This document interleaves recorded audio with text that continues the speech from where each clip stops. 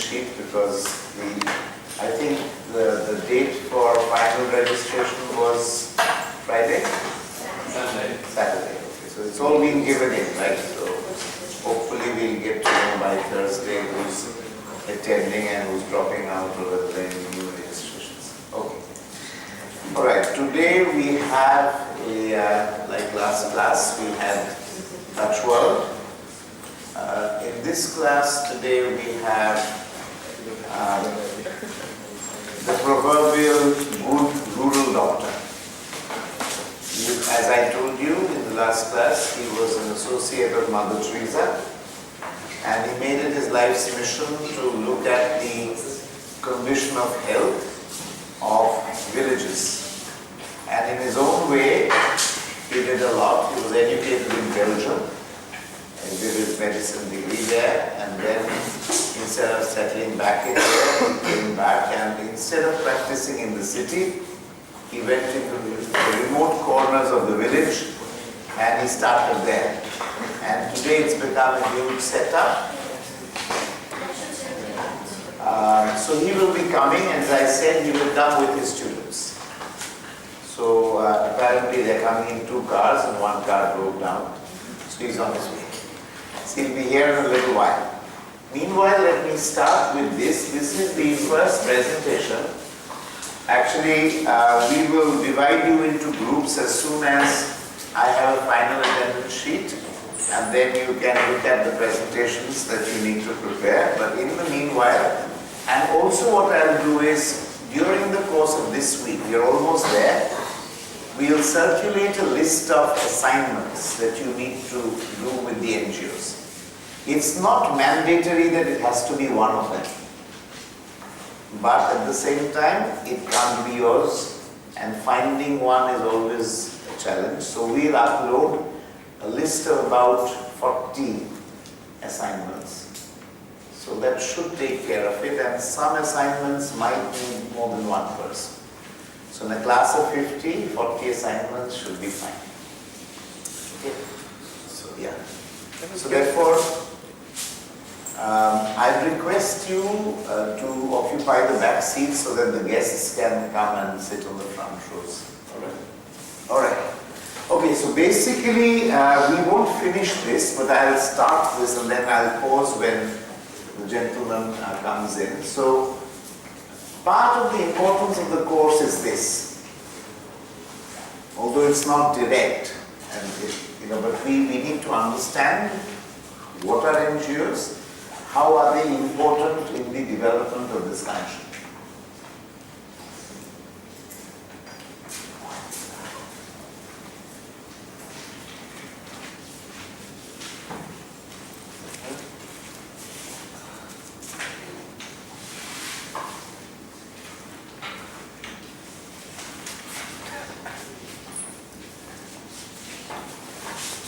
Oh, sorry. It's working.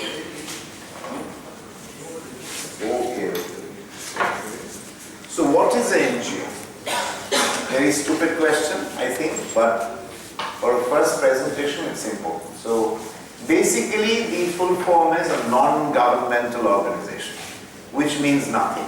The word NGO and its meaning has evolved far beyond the literal thing of a non-governmental organization. Another way some NGOs have defined this, a non-profit voluntary citizens group. But the common thing is, it's driven by people with common interest.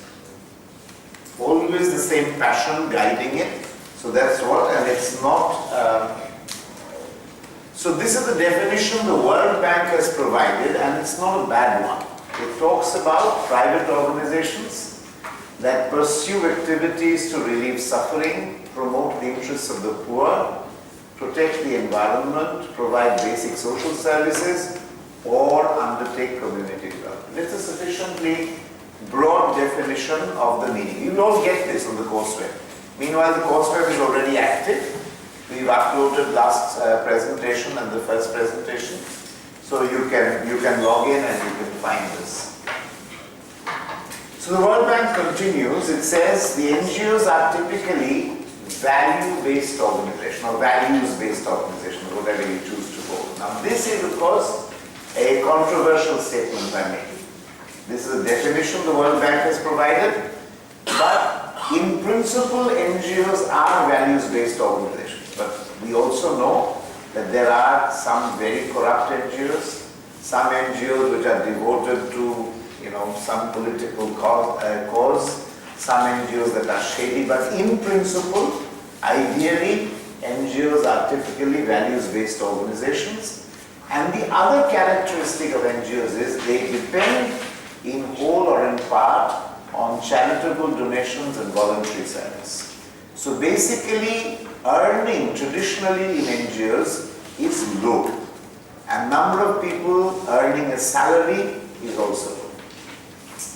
The other thing, of course, in the same vein is being said that the NGO sector has become increasingly professionalized over the last decades. Increasingly, you have NGOs that begin to resemble corporates.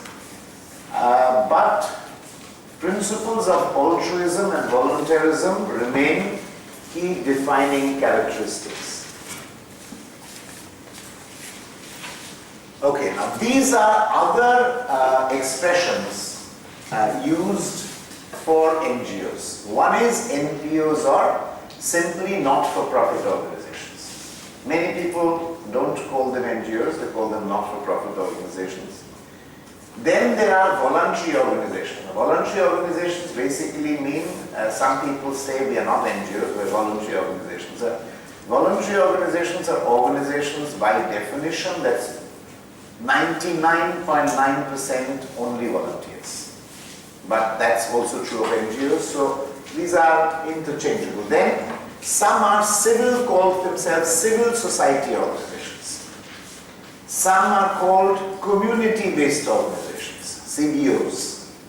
There's another way of calling them charitable organizations, and some call themselves third sector organizations. By and large, in this course, although there are subtle differences in meaning of these ones, and you can understand because community-based organizations take care of interests of community, civil society organizations champion causes of civil society, charitable organizations by definition are those that the government chooses to declare charitable.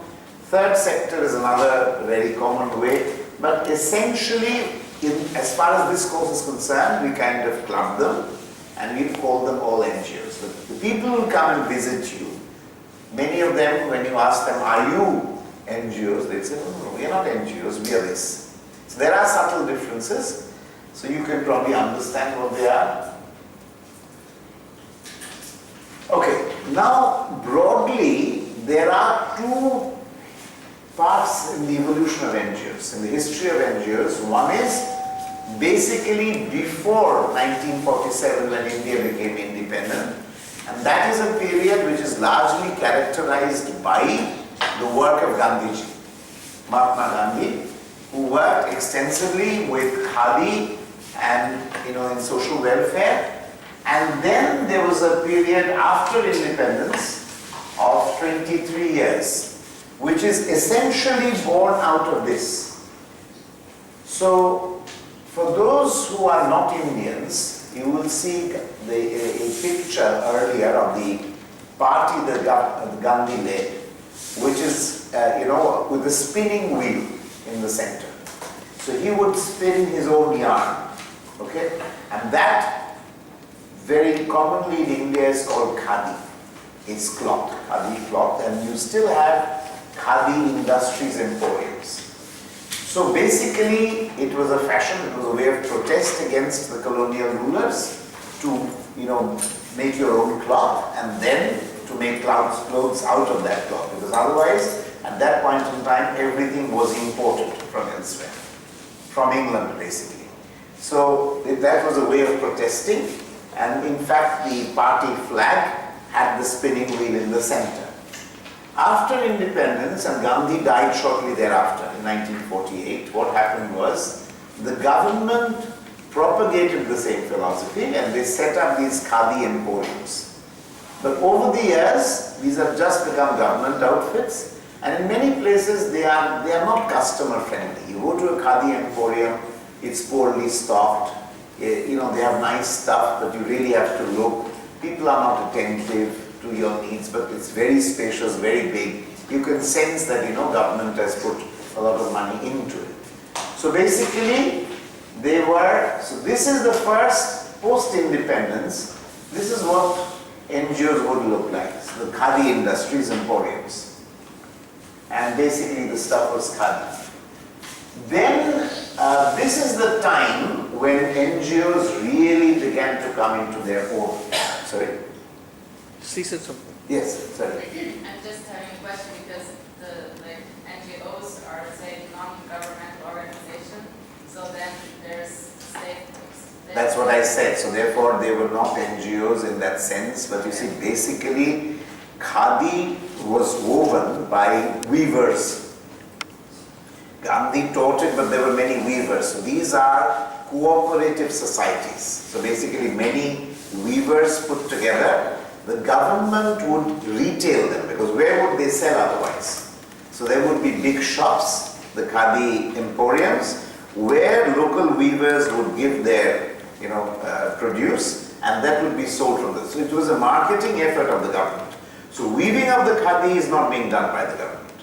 But even then, even that over a period of time became very bureaucratic. So it was not really, and besides there was a sentiment behind Khadi. So in a quarter of a century after independence, that sentiment started fading. So today, if you look at people in 1947, in India you would see them wearing a Gandhi, what used to be called a Gandhi cap, and they would wear Khadi clothes. It was a way of protest, and that continued. But nothing lasts forever. So, you know, that generation passed away, and then people started wearing clothes like anybody else. Okay? So, in 1970, by that time the country, the independent country, was maturing. What started happening was, people started seeing that certain government programs were failing, not working out.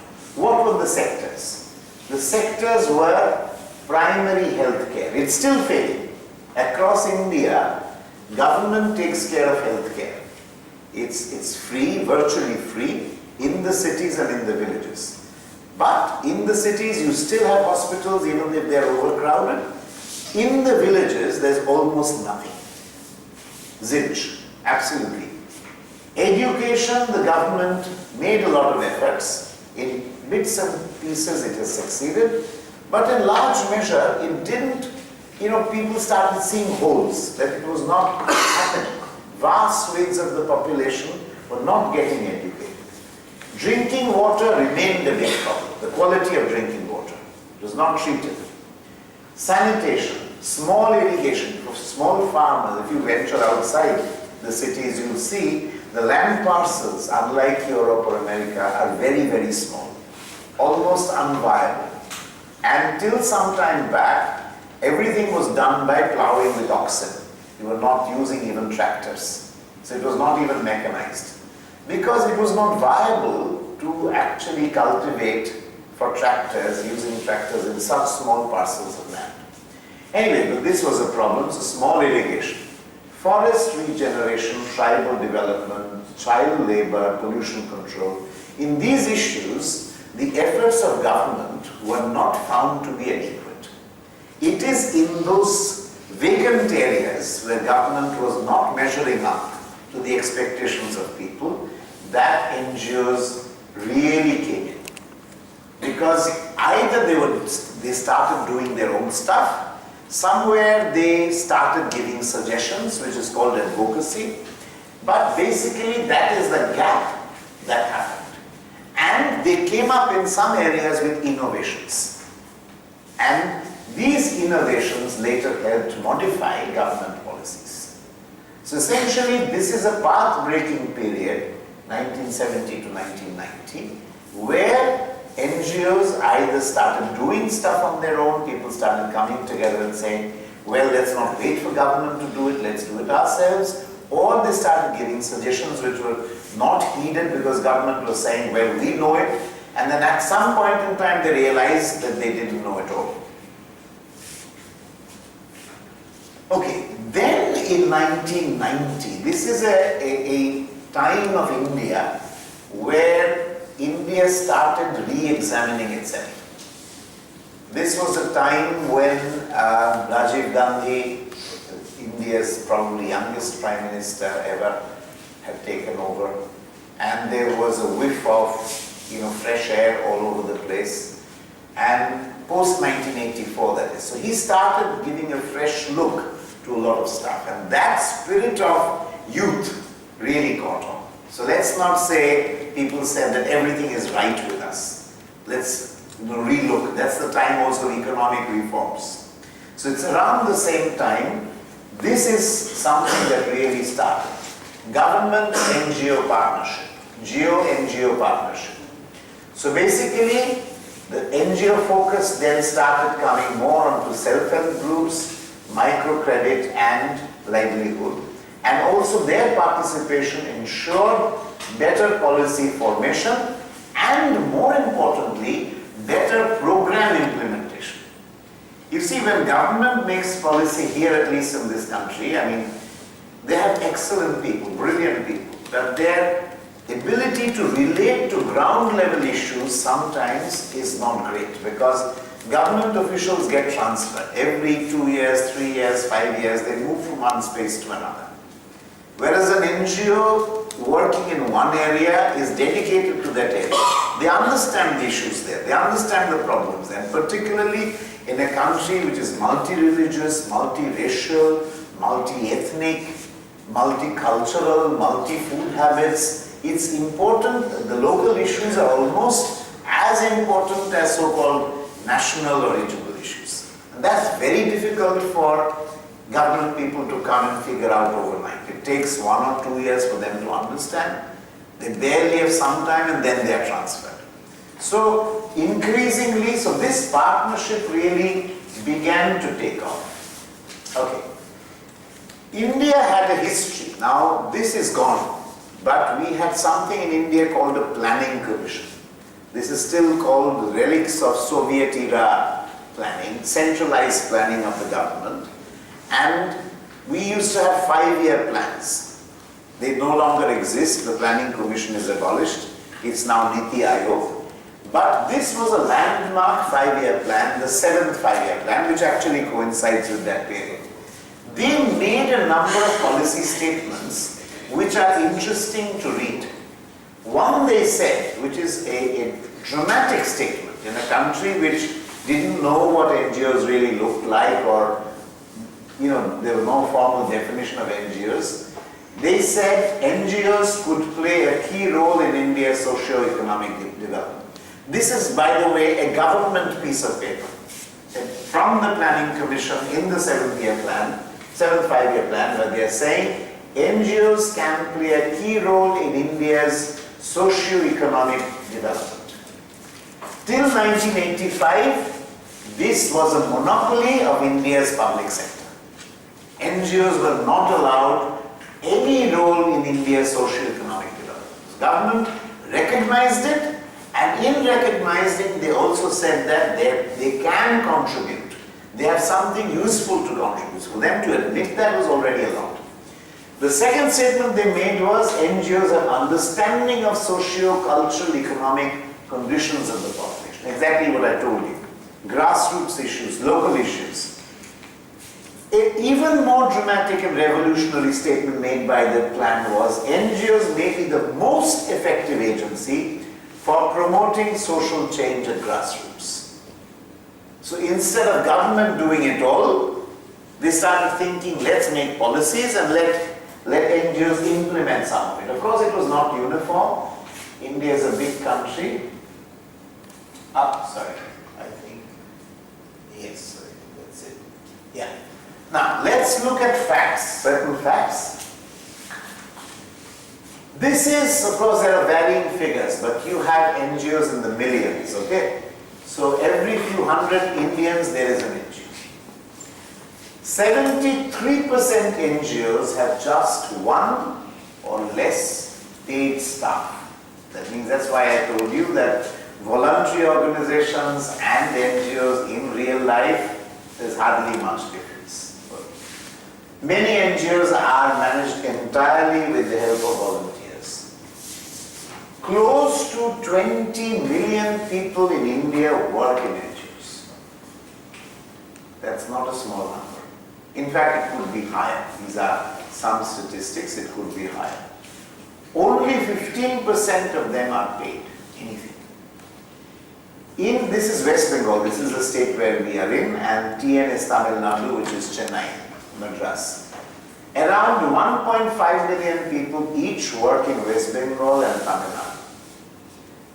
10% in West Bengal and 28% in Tamil Nadu are paid. Just to give you a flavor of, So in West Bengal is just love, passion and no money.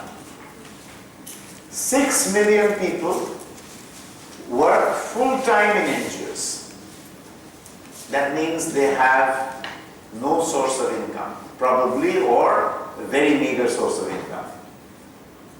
How? 44% of them are paid, only. The remaining 56% are not paid.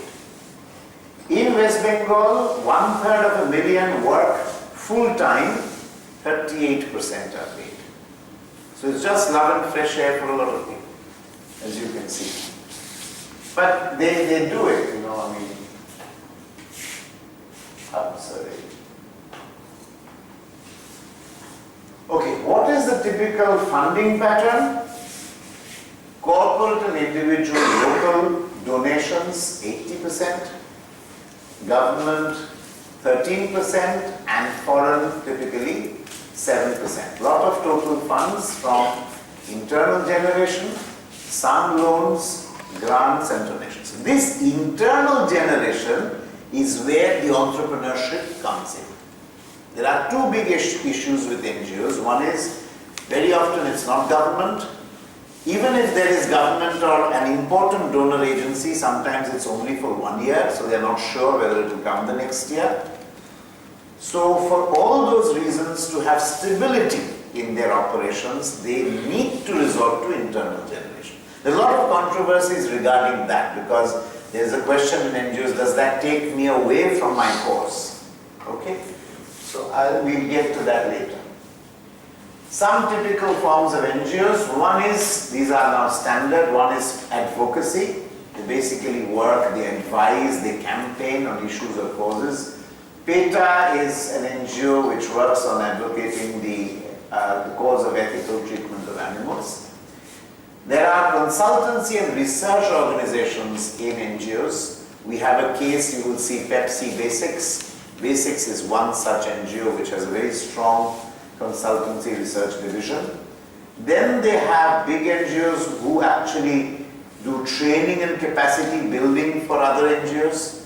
So that's also something very important. That's a big area for NGOs. Then there are networking organizations. This is one, for instance, Association of Voluntary Agencies for Rural Development. Then there are mother NGOs. Mother NGOs means large NGOs which then fund smaller NGOs. One example is CRY. You will see them. You will see them, I think, next class, right? So Child Relief and You, Concern India, etc. Okay? Then there is grassroots organizations. This is another one. They work directly with the community. So unlike the others which are doing all those specific stuff, these are working directly with the community. And one of these examples is Mahila Mandal. You will be doing a case like that, Annapurna Mahila Mandal. So Annapurna Mahila Mandal is an example of a grassroots organization. So it's there in your case book, you will find that. Then there are city-based organizations which champion the cause of the city. Keeping it clean, having good sanitation, all those things. There are some national organizations. There are very few of them.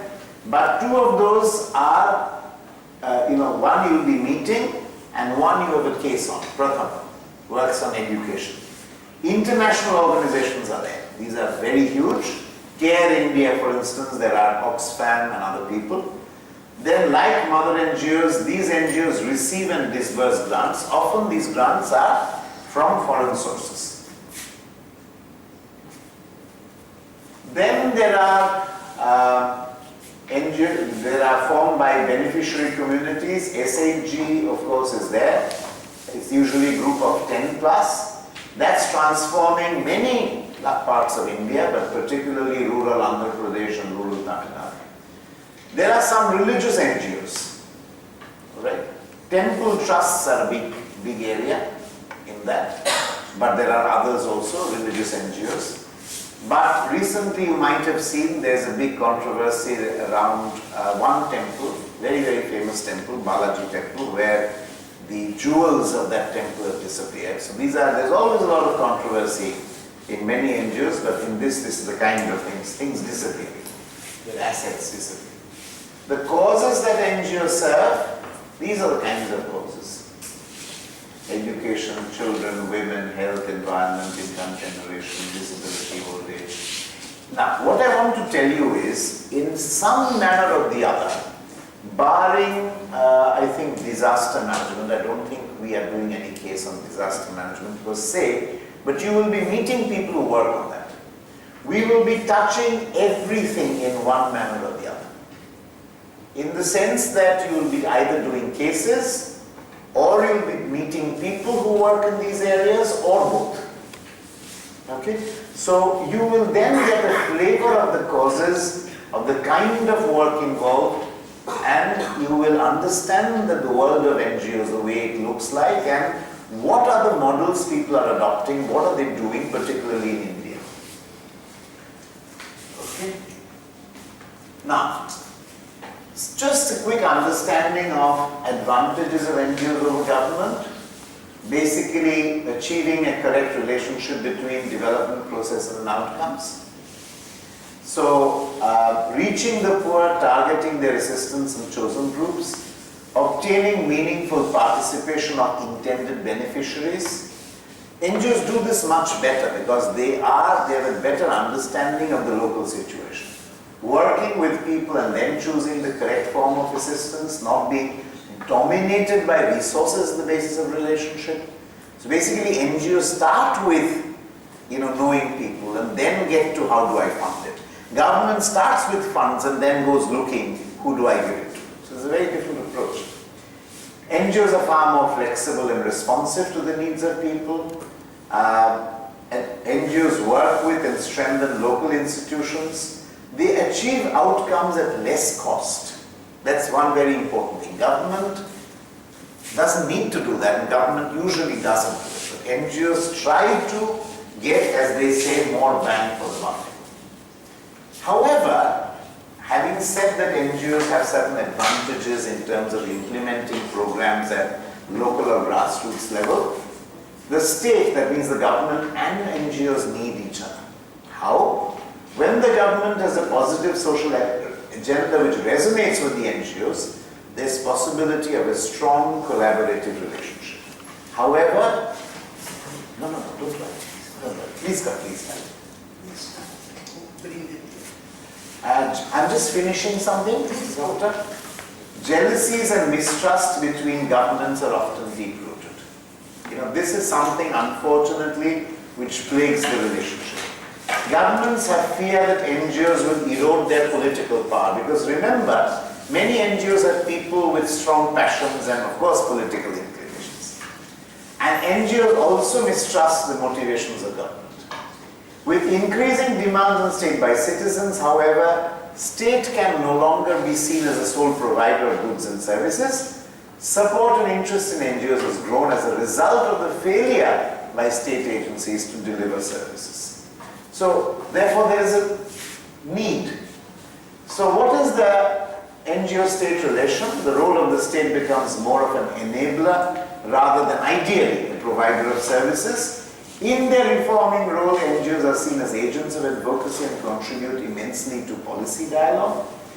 NGOs are able to represent the interests of people they work with, and in this case can ensure that policies are adaptable to real-life situations. In some cases, NGOs can oppose the state also. They can, Amnesty International, case in point. Very often you see that they make statements against the state and try to hold the state accountable. So finally, I think what is the most, what we would suggest instead of this confrontational thing, ideally let there be a three-way process: corporate sector, government, and NGOs. And there's a role for each one of them. The corporates can provide management talent and funding support. Government can provide access to existing infrastructure. For instance, in villages, a very important entity is the school. Some of you, when you will go to various NGOs